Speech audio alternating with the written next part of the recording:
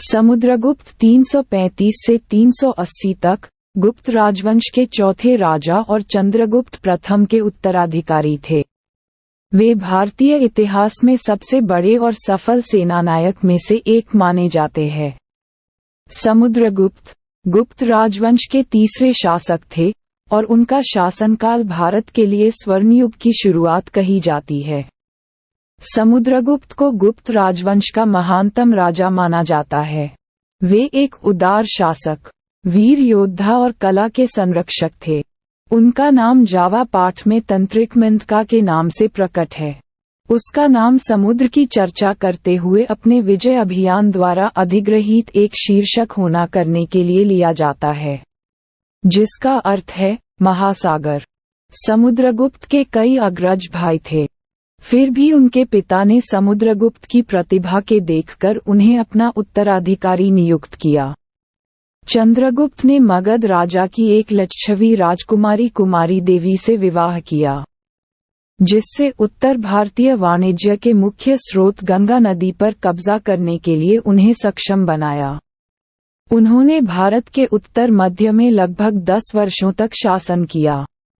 उनकी मृत्यु के बाद उनके पुत्र समुद्रगुप्त ने राज्य पर शासन करना शुरू किया और जब तक पूरे भारत को जीत नहीं लिया तब तक उन्होंने आराम नहीं किया। उनके शासनकाल को एक विशाल सैन्य अभियान के रूप में वर्णित किया जाता है। शुरुआत में उन्होंने क्षित्र या रोहिलखंड और पद्मावती मध्य भारत के पड़ोसी राज्यों पर हमला किया। उन्होंने विभाजन के बाद पूरे पश्चिम बंगाल पर कब्जा कर लिया। नेपाल के कुछ राज्यों और आसाम में उनका स्वागत किया गया। उन्होंने कुछ आदिवासी राज्यों जैसे मलवास, योधेयस, अर्जुनायंस, अभ्रस और मदुरस को जीत लिया। बाद में कुशना और सैक ने उनका स्वागत किया। दक्षिण की ओर बंगाल की खाड़ी के किनारे उन्होंने महान शक्ति के साथ आगे बढ़कर पीठापुरम के महेंद्रगिरी, कांची के विष्णुगुप्त, कुर्ला के मंत्राज, खोसला के महेंद्र से और अधिक आगे गए, जब तक वह कृष्णा नदी तक नहीं पहुंचे।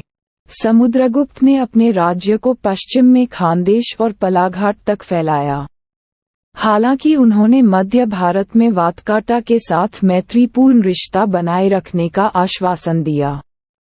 उन्होंने बड़ा युद्ध जीतने के बाद हर बार आश्वस्त यज्ञ का आयोजन किया। समुद्रगुप्त का राज्य उत्तर में हिमालय तक, दक्षिण में नर्मदा नदी तक, पूर्व में ब्रह्मपुत्र नदी तक और पश्चिम में यमुना नदी तक फैला हुआ है। उनकी सबसे बड़ी उपलब्धि को भारत या आर्यावर्त के अधिकतर राजनीतिक एकीकरण में एक भयंकर शक्ति के रूप में वर्णित किया जाता है। उन्हें महाराजाधिराज की उपाधि से सम्मानित किया गया। सम्राट समुद्रगुप्त के वैयक्तिक गुणों और चरित्र के संबंध में प्रयाग की प्रशस्ति में बड़े सुंदर संदर्भ पाए जाते हैं। इसे महादंड नायक ध्रुवभूति के पुत्र संधिविग्रहिक महादंड नायक हरिसेन ने तैयार किया था। हरिसेन के शब्दों में समुद्रगुप्त का चरित्र इस प्रकार का था। उसका मन विद्वानों के सत्संग सुख का व्यसनी था। उसके जीवन में सरस्वती और लक्ष्मी का अविरोध था। वह वैदिक मार्ग का अनुयायी था। उसका काव्य ऐसा था कि कवियों की बुद्धि विभव का भी उससे विकास होता था। यही कारण है कि उसे कविराज की उपाधि दी गई थी। ऐसा कौन सा ऐसा गुण है जो उसमें नहीं था? सैकड़ों देशों में विजय प्राप्त करने की उसमें अपूर्व क्षमता थी। अपनी भुजाओं का पराक्रम ही उसका सबसे उत्तम साथी था। परशु, बाण, शंकु, शक्ति आदि अस्त्रों शस्त्रों के सैकड़ों घावों से उसका शरीर सुशोभित था। ज्यादा उसे और शिलालेख द्वारा जारी किए गए सिक्कों के माध्यम से समुद्रगुप्त के बारे में जाना जाता है। इन 8 विभिन्न प्रकार के थे और सभी शुद्ध सोने का बना दिया। अपने विजय अभियान उसे सोने और भी कुषाण के साथ अपने परिचित से सिक्का बनाने विशेषज्ञता लाया। निश्चित रूप से समुद्रगुप्त गुप्ता मौद्रिक प्रणाली का पिता है। उन्होंने कहा कि सिक्कों की विभिन्न प्रकार शुरू कर दिया।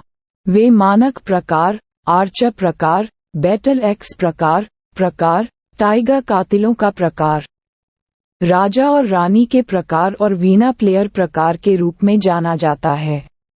वे तकनीकी और मूर्तिकला चालाकी के लिए एक अच्छी गुणवत्ता का प्रदर्शन के सिक्कों की कम से कम 3 प्रकार, आर्चर प्रकार, लड़ाई कुल्हाड़ी और टाइगर प्रकार, मार्शल कवच में समुद्रगुप्त का प्रतिनिधित्व करते हैं। जैसे विशेषणों वीरता, घातक लड़ाई कुल्हाड़ी, बाघ असर सिक्के उसकी एक कुशल योद्धा जा रहा है साबित होते हैं। सिक्कों की समुद्रगुप्त के प्रकार वह प्रदर्शन किया बलिदान और उसके कई जीत और दर्शाता है। समुद्रगुप्त के इतिहास की कुछ अन्य बातें भी उल्लेख योग्य हैं।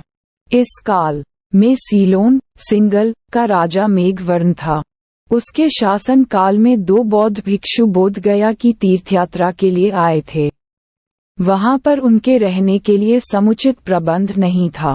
जब वे अपने देश को वापस गए तो उन्होंने इस विषय में अपने राजा मेघवर्ण से शिकायत की। मेघवर्ण ने निश्चय किया कि बोध गया में एक बौद्ध विहार सिंगली यात्रियों के लिए बनवा दिया जाए। इसकी अनुमति प्राप्त करने के लिए उसने एक दूत मंडल समुद्रगुप्त की सेवा में भेजा।